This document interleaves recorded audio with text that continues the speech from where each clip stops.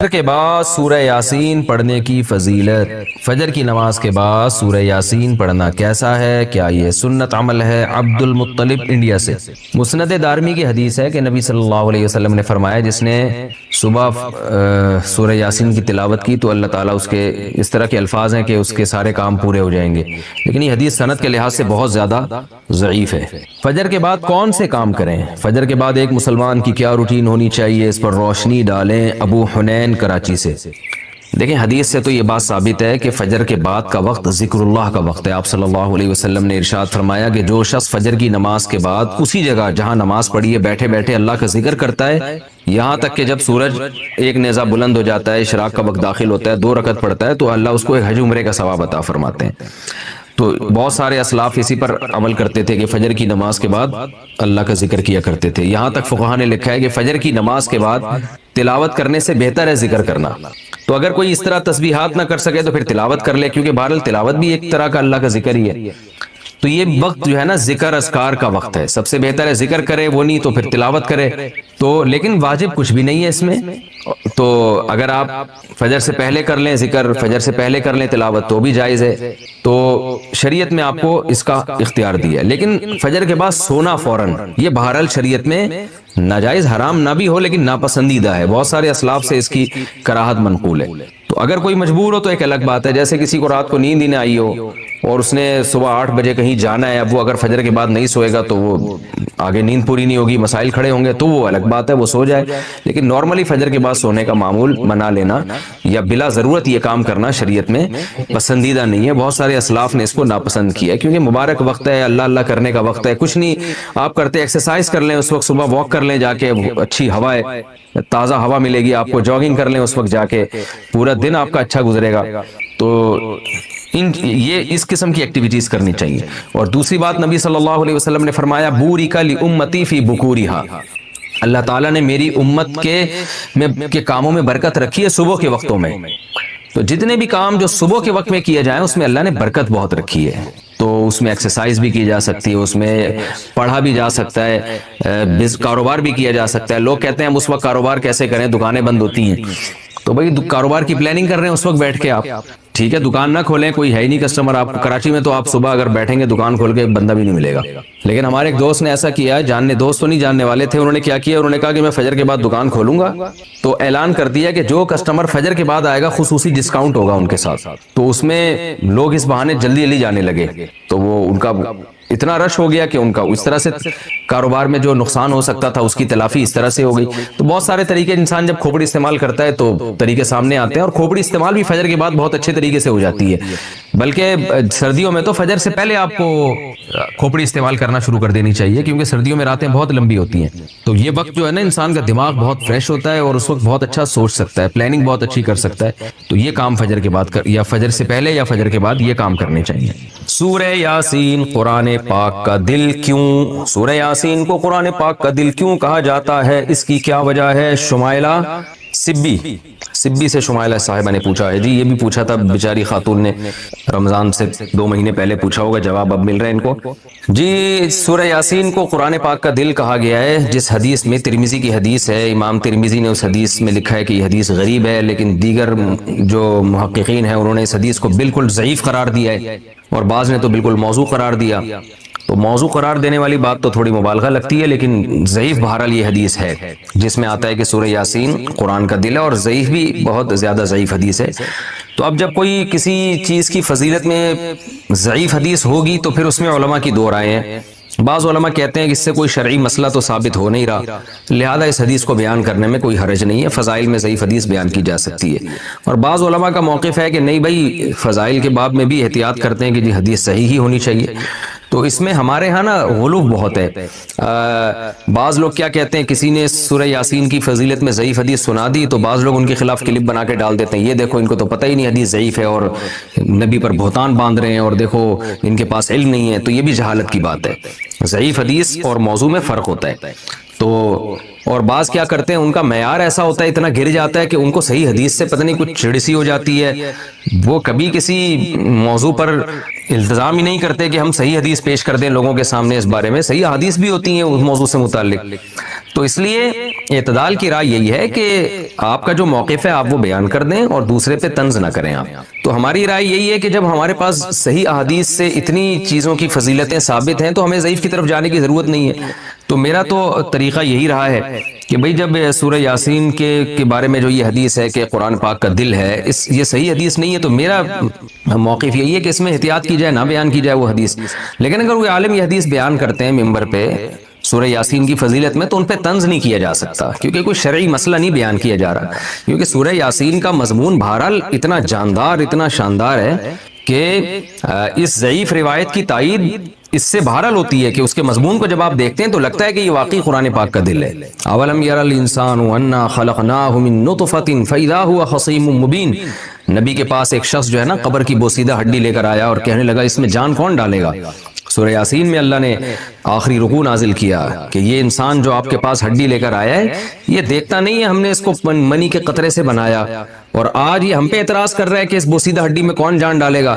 قل یحییھا الذی انشأھا اول مرہ، آپ اسے کہتے ہیں وہی جس نے اس ہڈی کو پہلی دفعہ بنایا نا، اسی ہڈی سے پوچھئے، بتائے گی جس نے مجھے پہلی دفعہ بنایا ہے وہ مجھے دوبارہ بھی بنا سکتا ہے۔ تو ایسے جاندار مضامین ہیں سورہ یاسین کے، تو اس لحاظ سے اس کو دل کہہ دینے میں کوئی حرج نہیں ہے، لیکن بہرحال اس بارے میں جو روایت ہے وہ کافی ضعیف روایت ہے۔ تو ہمارا طرز یہ ہے کہ جو صحیح احادیث ہیں، جیسے عبداللہ ابن عباس رضی اللہ عنہ سے ایک اثر منقول ہے سورہ یاسین کی فضیلت میں، صبح و شام پڑھنا چاہیے سورہ یاسین کو، تو ایسے صحیح روایات کا اگر ہم التزام کریں تو یہ زیادہ بہتر ہے۔ عام طور پر جو صورتوں کے الگ الگ فضائل کے بارے میں جو احادیث ہیں نا، انسان کی عادت یہ ہے کہ جب اس کی ہر خواہش پوری ہو رہی ہوتی ہے، ہر نعمت اسے مل رہی ہوتی ہے، تو اس کے دل سے نعمت کی قدر ختم ہو جاتی ہے اور وہ ناشکری پہ آ جاتا ہے۔ اس کو پھر یاد دلانا پڑتا ہے، یہ بھی اللہ کی نعمت، یہ بھی اللہ کی نعمت، یہ بھی اللہ کی نعمت۔ آپ کے دل میں نعمت کی قدر بیٹھ جائے، یہ دو طریقوں سے ممکن ہے۔ دیکھو ہم ٹینشن میں کیوں جاتے ہیں، پریشان کیوں ہوتے ہیں؟ اس لیے کہ ہم احساس کمتری میں چلے جاتے ہیں، ہمیں ایسا لگتا ہے کہ ہمارے پاس یہ نعمت نہیں ہے، اسی سے پھر ہم ٹینشن میں جانا شروع کرتے ہیں۔ ایک چھوٹی سی میں اپنے بارے میں وضاحت کروں، میں ٹینشن اور ڈپریشن کے بارے میں بیان بہت کرتا ہوں، تو ہو سکتا ہے کسی کو یہ اعتراض ہو کہ یہ ماہر نفسیات کا ٹاپک ہے، یہ مفتی صاحب کا موضوع نہیں ہے، یہ ممکن ہے نا؟ اب میں جمعے کا ہر بیان گردوں کے بارے میں کرنا شروع کر دوں، گردوں کو کیسے صحت مند رکھا جاتا ہے، کیا کھانا چاہیے کیا نہیں کھانا چاہیے، تو آپ کیا کہیں گے؟ بھائی مفتی صاحب یہ کڈنی کے اسپیشلسٹ کا ٹاپک ہے، عام ڈاکٹروں کا بھی نہیں، تو یہ مولاناؤں کا ٹاپک نہیں ہے۔ ایک تو یہ آپ کا ٹاپک نہیں ہے، دوسری بھائی آپ کوئی کڈنی اسپیشلسٹ ہیں کہ آپ کو اس کے بارے میں بہت زیادہ معلومات ہو؟ دونوں چیزیں دیکھی جائیں گی نا، یعنی آپ کی نالج بھی اس بارے میں پوری نہیں ہے، اگر ہوتی تو آپ اسپیشلسٹ ہوتے کڈنی کے۔ دوسرا اگر نالج ہے بھی تو یہ موضوع آپ کا نہیں ہے، ہم یہاں گردوں کے اور کڈنی کے بارے میں سننے کے لیے نہیں آتے، یہی کہیں گے نا آپ۔ تو وہی سوال ہوتا ہے کہ یہ ٹینشن، ڈپریشن، اسٹریس، انزائٹی، مفتی صاحب پہلی بات تو یہ کہ آپ کیا ماہر نفسیات ڈاکٹر ہیں جو آپ ان موضوعات پر بات کرتے ہیں؟ دوسری بات یہ کہ اگر آپ کو بالفرض ان موضوعات میں مہارت ہے بھی تو بھی آپ کا ٹاپک نہیں ہے۔ آپ کا ٹاپک تو ہے نماز، زکوٰۃ، حج، روزہ، نکاح، وراثت، طلاق، خرید و فروخت کے شرعی احکام اور اخلاقی برائیاں جو سوسائٹی میں پھیل رہی ہیں، بے پردگی، زنا، چوری، یہ آپ کے موضوعات۔ کائنڈلی ڈپریشن، اسٹریس، ٹینشن، یہ کس کا ٹاپک ہے بھائی؟ بول لو یار، یہ ڈاکٹروں کا ہے، پورے 4 سال پڑھتے ہیں لوگ، 6 سال پڑھتے ہیں، پھر پاگلوں پہ پریکٹس کرتے ہیں، یا تو خود پاگل ہو جاتے ہیں یا بہت سارے پاگلوں کو ٹھیک کر دیتے ہیں۔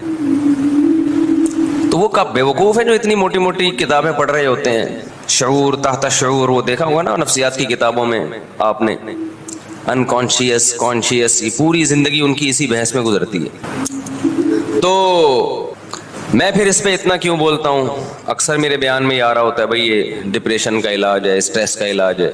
मैं इसलिए बोलता हूँ कि ये जो डिप्रेशन आजकल फैली हुई है और जो स्ट्रेस आजकल फैली हुई है, ये 99% हुब्बे दुनिया का नतीजा है। समझता है बात को कि नहीं समझता?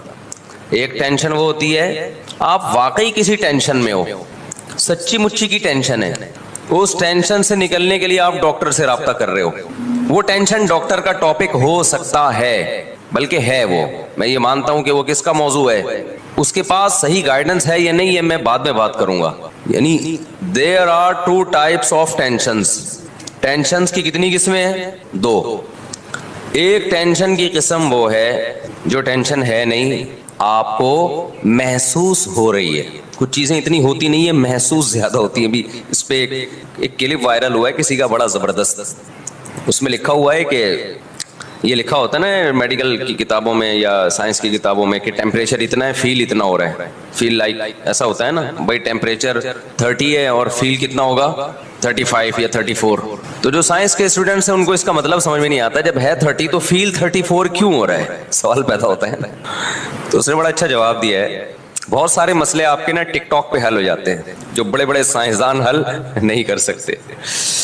तो उसने कहा कि देखो आपके वालिद साहब आपकी बेइज्जती कर रहे हैं, आपको बेइज्जती फील हो रही है, अचानक आपके दोस्त आ जाएं तो बेइज्जती का जो तनासुब है वो तो वही रहेगा, फीलिंग आपकी, बोलो यार क्या हो गया, बढ़ जाएगी, फीलिंग बढ़ जाएगी आपकी। बेइज्जती तो उतनी है जितनी हुई है आपकी। कोई बंदा आ जाए, कोई आपका दोस्त जानने वाला जिसके सामने आपके अब्बा ने बेइज्जती की है, तो बेइज्जती का लेवल वही है, तनासुब वही है, बेइज्जती की फीलिंग क्या हो जाएगी। तो उन्होंने कहा ऐसे ही बाज दफा टेम्परेचर 30 होता है, लगता कितना है 35 लग रहा होता है। तो मैंने ये लतीफ़ा बराए लतीफ़ा नहीं सुनाया, बाज दफा टेंशन 10 डिग्री होती है, फील 99 डिग्री हो रही होती है, अगर डिग्री में हम उसकी यूनिट को फर्ज कर लें। बाज दफा होती नहीं है टेंशन, बिला वजह की फील हो रही है आपको, समझते हो, बिला वजह की कुछ भी नहीं है, आपको खामखा में फील हो रही है।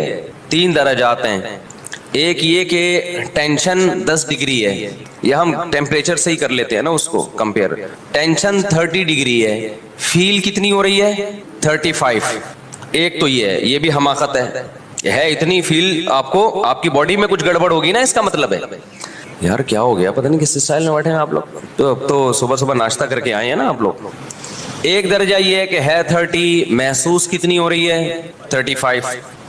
एक दर्जा ये है कि है 30 और महसूस भी कितनी हो रही है 30 ही हो रही है। एक दर्जा ये बहुत ही अजीब है, वो ये कि टेम्परेचर 0 से भी कम है, यानी टेम्परेचर है ही नहीं, -30 है और महसूस +30 हो रहा है, यानी सर्दी लगनी चाहिए, माइनस में टेम्परेचर चल रहा है, टेम्परेचर का कोई सबब मौजूद नहीं है, डीप फ्रीजर में बैठा हुआ है फिर भी गर्मी लग रही है। तो ये तो पागलपने की इंतहा है या नहीं है? क्या ख्याल है भाई? ये तो लग रहा है कोई और ही मखलूक है, ये इंसान का बच्चा नहीं है। अभी पता है क्या है, अब यहाँ मैंने जो मिसाल दी है ना उस पर फिट करें इसको। एक तो ये है कि आपको जो परेशानियां हैं 30 डिग्री हैं, महसूस कितनी हो रही हैं 35, ये भी हमाकत है या नहीं है? जितनी टेंशन होनी चाहिए उससे डबल हो रही है, 30 के बजाय 60 हो रही है। छोटा सा गम है, महसूस क्या हो रहा है बहुत ज्यादा, पागलपन है या नहीं है? ये तो बोल लो कि पागलपन है। एक ये है कि टेंशन 30 है और महसूस भी कितनी हो रही है 30 ही महसूस हो रही है, ये नॉर्मल आदमी को हो सकता है। एक ये है कि टेंशन है ही नहीं, खुशियां ही खुशियां हैं, महसूस टेंशन हो रही है। अबे क्या हो गया, जिंदगी खुशियों से भरी हुई है, महसूस क्या हो रही है स्ट्रेस में जा रहा है, ऊपर की सेटिंग परेशानियों की वजह से आउट हो रही है, हालांकि है वो खुशियों में। 99% लोग इस जमाने में इस लेवल पे हैं, इस कैटेगरी में हैं। खुश होने का मौका था, शुक्र का मौका था, नेमतों के समंदर में डूबे हुए हैं, महसूस क्या हो रहा है उनको, टेंशन महसूस हो रही है। تو اب ہوگا کیا؟ تو یہ مذہب کا ٹاپک اس لیے ہے کہ یہ ہے ناشکری، جس کی بیس پہ آپ کو پریشانی ہو رہی ہے. اور ناشکری کس کا ٹاپک ہے بھائی؟ یہ تو مذہب کا ٹاپک ہے نا، شکر گزار بنانا یا ناشکرا. شیطان شکر گزار تھا کہ ناشکرا تھا؟ ناشکرا تھا. ٹینشن میں گیا کہ نہیں گیا؟ جب ناشکری ہوتی ہے تو ٹینشنیں ہوتی ہیں. ٹینشن میں گیا، ابے میں آگ کا بنا ہوا، یہی باتیں کر رہا تھا نا، میں آگ کا بنا ہوا، یہ مٹی کے بنے ہوئے، میں ان کو سجدہ کیوں کروں؟ سخت قسم کی ڈپریشن میں تھا شیطان اس وقت، حالانکہ خوش ہونے کا موقع تھا. یہ ٹینشن اور ڈپریشن کا موقع نہیں تھا. خوش کیوں ہوتا؟ اللہ کی نعمتوں کو سوچتا کہ آگ سے بنایا مجھے کس نے؟ اللہ نے بنایا. مجھے اتنا اونچا مرتبہ کس نے دیا؟ اللہ نے دیا. مجھے تو اللہ گدھا گھوڑا بھی بنا سکتا تھا، کتا اور خنزیر بھی بنا سکتا تھا. تو میرے رب نے مجھ پر احسان کر کے ایک کتے گدھے گھوڑوں سے اعلیٰ مخلوق بنا دیا. تو شکر کا موقع تھا یا نہیں تھا؟ اس سے پتہ چلتا ہے ٹینشن ہمیشہ ناشکری سے پیدا ہوتی ہے. پاکستان کی تاریخ میں اس کی مثال نہیں ملتی ہے. سیلاب سے جو تباہی آئی ہے تو لاشیں نکل رہی ہیں کیچڑ کے اندر سے. کچھ لوگ ایسے ہیں جو بیچ میں خشکی میں پھنس گئے، ان کے پاس کھانے کا انتظام نہیں، وہ بھوک سے تڑپ کے مر رہے ہیں. اب آپ دیکھیں نا، ان حالات میں میڈیا کو دیکھیں تو ان کے سیاسی جھگڑے پھٹے ہی چل رہے ہیں، وہ ایسا ہے، وہ ایسا ہے، وہ یوں ہے. کوئی بھی قوم کا نہیں سوچ رہا. تھوڑی دیر کے لیے تصور کر لیں، آپ کسی ایسی جگہ پھنسے ہوئے ہوں جہاں چاروں طرف پانی ہو، نہ آپ اس سے نکل کے جا سکتے ہیں، نہ آپ کے پاس کوئی خوراک کا انتظام ہے. تو آپ پہ گزرے گی کیا قیامت گزرے گی، اور کیسے ترس رہے ہوں گے، تڑپ رہے ہوں گے کہ کوئی خوراک کا انتظام ہو جائے اور اس پر اوپر سے دوبارہ بادل برسنا شروع ہو جائیں. بھئی یہ سیلاب زدگان کے حوالے سے چند باتیں آپ سن لیں. پاکستان کی تاریخ میں اس کی مثال نہیں ملتی ہے. سیلاب سے جو تباہی آئی ہے 2011 میں بھی 10 یا 11 میں بھی آیا تھا سیلاب، مگر اتنی خطرناک نوعیت کا نہیں تھا. لاشیں نکل رہی ہیں کیچڑ کے اندر سے، اللہ بچائے. بچے، کچھ لوگ ایسے ہیں جو بیچ میں خشکی میں پھنس گئے، ان کے پاس کھانے کا انتظام نہیں، وہ بھوک سے تڑپ کے مر رہے ہیں، وہاں تک کوئی پہنچ بھی نہیں رہا. اب اس میں ایک طریقہ تو یہ کہ ہم حکومتوں کو برا بھلا کہتے رہیں. اب آپ دیکھیں نا، ان حالات میں میڈیا کو دیکھیں تو ان کے سیاسی جھگڑے پھٹے ہی چل رہے ہیں، وہ ایسا ہے، وہ ایسا ہے، وہ یوں ہے. کوئی بھی قوم کا نہیں سوچ رہا. تھوڑی دیر کے لیے تصور کر لیں، آپ کسی ایسی جگہ پھنسے ہوئے ہوں جہاں چاروں طرف پانی ہو، نہ آپ اس سے نکل کے جا سکتے ہیں، نہ آپ کے پاس کوئی خوراک کا انتظام ہے. تو آپ پہ گزرے گی کیا قیامت گزرے گی، اور کیسے ترس رہے ہوں گے، تڑپ رہے ہوں گے کہ کوئی خوراک کا انتظام ہو جائے اور اس پر اوپر سے دوبارہ بادل برسنا شروع ہو جائیں. تو اس موقع پہ ہماری بہت بڑی ذمہ داری ہے کہ ہم اس قسمہ پرسی میں جو لوگ پڑے ہوئے ہیں، ہم ان کو بے یار و مددگار نہ چھوڑیں. اچھا، اس میں ایک گڑبڑ یہ بھی ہے کہ جب بھی ملک میں اس طرح کے حالات آتے ہیں، بہت سے فراڈی لوگ ان حالات کو کیش کرا کے اپنی جیبیں بھرنا شروع کر دیتے ہیں. کیونکہ لوگوں کے دل میں ایک جذبہ ہوتا ہے نا تعاون کا. کسی نے بھی کہہ دیا میرے ماموں کا وہاں گھر ٹوٹ گیا، لے بھائی اتنے پیسے لے لے. کسی نے بھی کہہ دیا میرے خالہ کے ساتھ وہاں بیوہ خالہ تھیں، ان کا بیچاری کا گھر ٹوٹ گیا، لے بھائی اتنے پیسے. یہ کام آپ نے نہیں کرنا، کیونکہ بہت سے فراڈی لوگ کیش کرا رہے ہوتے ہیں اس قسم کے حادثات کو. آپ کہہ سکتے ہیں فراڈی ہوگا تو وہ جانے، اللہ جانے، ہم نے تو پیسے دے دیے نا. بھائی آپ کے پیسے دینے سے نقصان یہ ہوگا کہ جہاں لگنے چاہیے تھے وہاں نہیں لگتے. یا تو آپ کے پاس اتنا پیسہ ہوتا نا، پھینکتے رہو بیٹھ کے کہ چلو فراڈی ہے تو بہت سے نیک لوگ کو بھی لگ جائے. آپ نے تو محدود پیسہ دینا ہے نا. تو ایسے موقع پہ سب سے بہتر طریقہ تو یہ ہے کہ جو ہمارے تاجر لوگ ہیں وہ خود اپنی گاڑیوں میں جائیں. میں 2010 میں یا 11 تھا، ہم لوگ کشتیوں میں گئے تھے اندر، کشتیوں میں، کیونکہ گاڑیوں کے راستے بند ہو گئے تھے. وہ کشتیاں ان جگہوں پہ چلی ہیں جہاں اصل میں خشکی تھی، لیکن اتنا پانی کھڑا ہو گیا تھا کہ ہم لانچوں کے ذریعے اندر گئے اور اندر گھر گھر جا کے ہم نے خوراک تقسیم کی تھی. تو اصل تو یہ ہے کہ خود سے جائیں. میرا بھی ارادہ ہے انشاءاللہ ان قریب سفر کرنے کا، بلوچستان یا سندھ کی طرف میں بھی جاؤں گا انشاءاللہ. جو ٹوٹا پھوٹا ہم سے تعاون ہو سکا ہم کریں گے انشاءاللہ. اور میرا ارادہ ہے پاک ایڈ ویلفیئر ٹرسٹ کی طرف سے جانے کا، کیونکہ جو ٹرسٹ ہوتے ہیں، جو ریلائبل ٹرسٹ ہوتے ہیں، ان کو اندر کے حالات پتہ ہوتے ہیں. اب ہم جائیں تو ہم تو اجنبی ہیں نا، تو ہمیں کیا پتہ کہ کہاں کیا ہو رہا ہے. تو خود سے میرا بھی ارادہ ہے انشاءاللہ جانے کا، لیکن آپ بھی کوشش کریں خود سے جائیں. اور ایسا نہیں کہ کنارے پہ بس خوراک بانٹ کے آ جائیں. آپ ہمیں بہت افسوس کے ساتھ کہنا پڑتا ہے کہ جب میں 2010 یا 11 تھا، مجھے صحیح وہ سال یاد نہیں ہے، میں گیا تھا سیلاب زدگان کی مدد کے لیے. تو میں نے بعض ٹرسٹوں کو دیکھا، بعض، سب کی بات نہیں کر رہا، خوب سمجھ لیں. بعض لوگ کیا کر رہے تھے، شہر میں نا لائن لگا کے خوراک بانٹ رہے ہیں, ویڈیو بنا رہے ہیں اور میڈیا پہ ڈال رہے ہیں, اور اندر بالکل بھی کام نہیں ہے جہاں لوگوں کو زیادہ ضرورت ہے. جو پانی میں اندر دور دراز گاؤں میں لوگ پھنسے ہوئے ہیں ان تک کوئی بھی نہیں جا رہا. کچھ تھے مخلص, کوئی بھی نہیں جا رہا کا مطلب ہی نہیں, کوئی بھی نہیں, کچھ تو مخلص ہر جگہ ہوتے ہیں, لیکن بہت سے لوگ یہ کام کر رہے تھے. ہمیں افسوس اس پر ہو رہا تھا کہ یار جہاں چینل کی طرف سے کوریج ہو رہی ہے وہاں تو ایسی خوراکیں بانٹی جا رہی ہیں, جہاں کوئی چینل والا جانے کے لیے تیار نہیں ہے. اب یہ سوشل میڈیا اس وقت زیادہ متحرک نہیں تھا, تو جو جہاں کوریج نہیں ہو رہی, اندر پانیوں میں جا کے چھوٹی چھوٹے جزیرے بنے ہوئے ہیں, خشکی ہے, وہاں تو کوئی بھی نہیں جا رہا. وہاں چونکہ کوئی کوریج دینے کے لیے تیار نہیں ہے تو وہاں خوراکیں تقسیم نہیں ہو رہی ہیں. تو یہ بھی کچھ تھوڑا سا, بعض ٹرسٹ ایسے ہیں جن پہ ٹرسٹ نہیں کیا جا سکتا, اچھے بھی ہیں برے بھی ہیں, دونوں طرح کے ٹرسٹ چل رہے ہیں. بعض لوگ تو ٹرسٹ بناتے ہیں بلیک منی کو وائٹ کرنے کے لیے, ایسے بھی ٹرسٹ ہوں گے, یقیناً ہے, ہمارے ملک میں سب کچھ ہوتا ہے تو یہ کیوں نہیں ہوتا. تو آپ کسی ریلائبل ٹرسٹ پہ ٹرسٹ کریں. آپ